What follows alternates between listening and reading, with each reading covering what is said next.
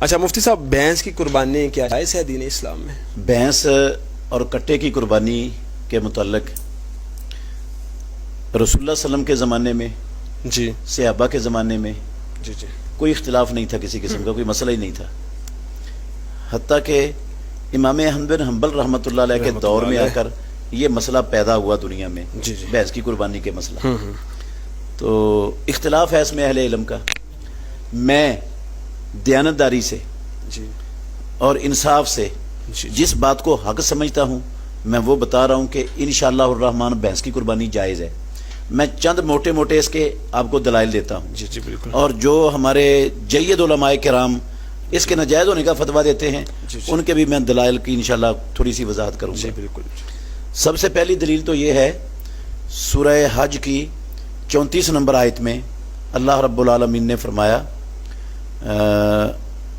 وَلِكُلِّ أُمَّةٍ جَعَلْنَا مَنْسَكًا لِيَذْكُرُوا اسْمَ اللَّهِ عَلَى مَا رَزَقَهُم مِّن بَهِيمَةِ الْأَنْعَامِ، ہم نے ہر امت کے لیے قربانی مقرر کی تاکہ وہ پالتو چوپائے قسم کے جانوروں پر اللہ کا نام ذکر کریں۔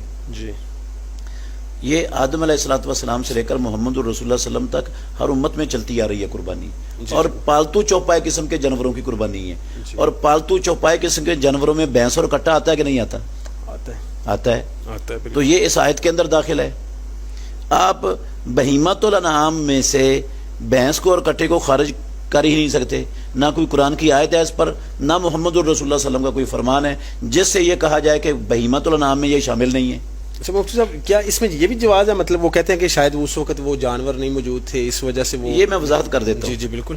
اچھا، دوسری دلیل یہ ہے کہ جتنے بھی عربی ڈکشنریوں کے مؤلفین ہیں دنیا میں، جی جی اور جن کی ڈکشنریاں ساری دنیا میں مستند اور معتبر سمجھی جاتی ہیں، جی پوری دنیا جانتی ہے جن کی ڈکشنریوں کو اور جن ڈکشنری والوں کو، جی جی مثلا لسان العرب ہے امام ابن منظور الافریقی کی، جی امام زبیدی کی تاج العروس ہے، القاموس المحیط ہے فیروز آبادی کی، جی جی موجم و مقاییس اللغہ ہے، اور بھی جتنی بڑی بڑی لغت کی کتابیں ہیں جی سب نے یہ لکھا ہے اپنی کتابوں میں الجاموس جاموس کٹے اور بھینس کو کہتے ہیں۔ جی نوع من البقر، یہ گائے کی ہی ایک قسم ہے۔ گائے کی ہے قسم۔ یہ کسی کچی روٹی یا پکی روٹی پڑے ہوئے مولوی صاحب کی بات نہیں ہے، جی جی بالکل۔ یہ ان لوگوں کی بات ہے جنہوں نے دنیا کی مستند ترین لغت کی کتاب میں مرتب کی لکھی ہیں، سبحان اللہ، ماشاءاللہ۔ جی جی وہ کوئی جاہل نہیں تھے۔ جی جی جی تو وہ کہتے ہیں یہ گائے کی ہی ایک قسم ہے۔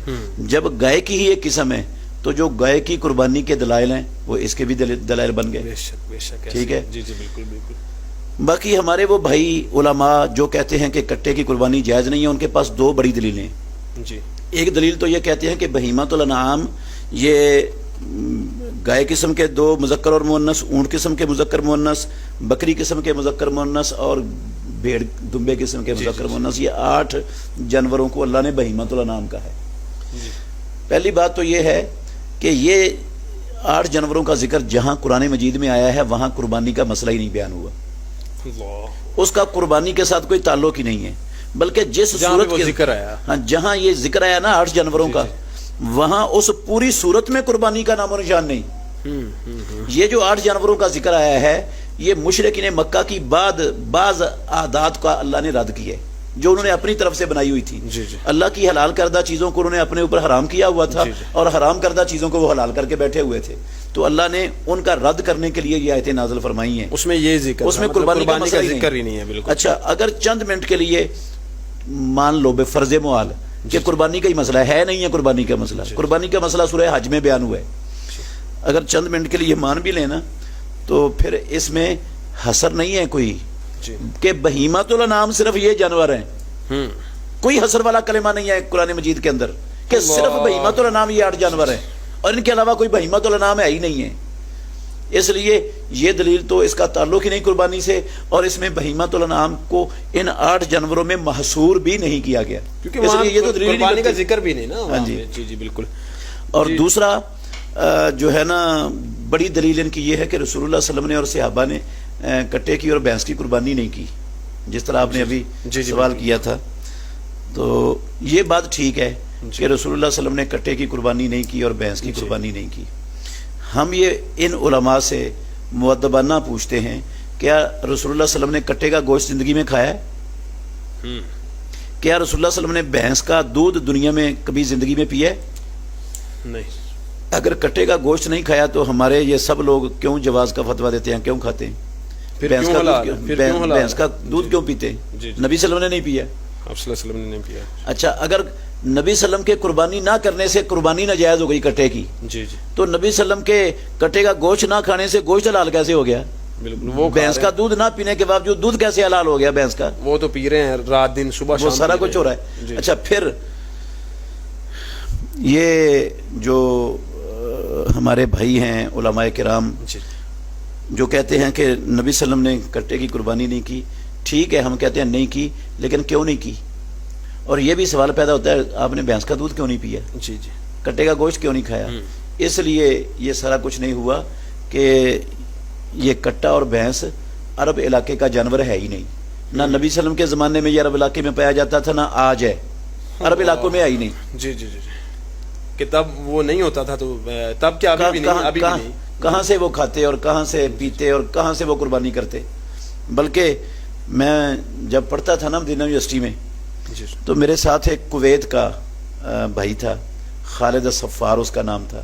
جی ماشاءاللہ شادی شدہ تھا, کافی بڑی عمر کا تھا, جی جی پڑھنے کے لیے آیا ہوا تھا مدینہ یونیورسٹی میں. 2 بچے بھی تھے اس کے, تو کلاس فیلو تھا, میرا دوستی تھی. جی. ایک دن ہم بیٹھے نا باتیں کر رہے تھے, تو بھینس کا ذکر آ گیا. کہنے لگا میں نے بھینس آج تک دیکھی نہیں. اچھا اچھا. مجھے بڑا تعجب ہوا کہ 2 بچے ہیں اس کے, شادی شدہ ہے, اتنی بڑی عمر بھینس اور نہیں اس نے دیکھی. بھینس ہی نہیں دیکھی. تو میں نے کہا آپ مذاق کر رہے ہو؟ کہتا اللہ کی قسم نہیں دیکھی. اس نے پکا کر دیا, مطلب ظاہری بات ہے اس نے دیکھی ہوتی تو وہ کہتا نا. تو میں نے کہا کیوں نہیں دیکھی آپ نے؟ کہتا کویت میں بھینس ہوتی ہے چڑیا گھر میں, تو میں کبھی چڑیا گھر میں گیا ہی نہیں, تو کیسے دیکھ لیتا. اب آپ غور کریں, جی جی جی. جس علاقے میں چڑیا گھر کا جانور ہے وہاں قربانی کرنے کے لیے یا دودھ پینے کے لیے گوشت کھانے کے لیے ملے گا؟ نہیں نہیں بالکل نہیں, ظاہری بات ہے وہ تو ایک. اچھا, پھر غور کرنے والی بات ہے, نبی صلی اللہ علیہ وسلم نے کٹے کی قربانی نہیں کی, کیا نبی صلی اللہ علیہ وسلم نے یوک کی ہے؟ یہ جو گلگت اور بلتستان کی بھینس ہے, گائے ہے, جی جی جی, وہ چھوٹی سی گائے ہوتی ہے, بکری سے بھی چھوٹی ہوتی, یہ اس کی کیا نبی صلی اللہ علیہ وسلم نے؟ تو یہ وہ کرتے ہیں, یہ سارے جواز کا فتویٰ دیتے ہیں کہ وہ گائے کی قسم ہے. اللہ کے نبی نے تو نہیں اس کی. اچھا, پھر ٹیڑی بکرے کی ہے نبی صلی اللہ علیہ وسلم نے قربانی؟ نہیں جی نہیں, ٹیڑی بکرے کی بھی نہیں کی. نبی صلی اللہ علیہ وسلم نے ٹیڑی بکرے کی نہیں کی. یہاں سب کہتے ہیں جائز ہے ٹیڑی بکرے کی.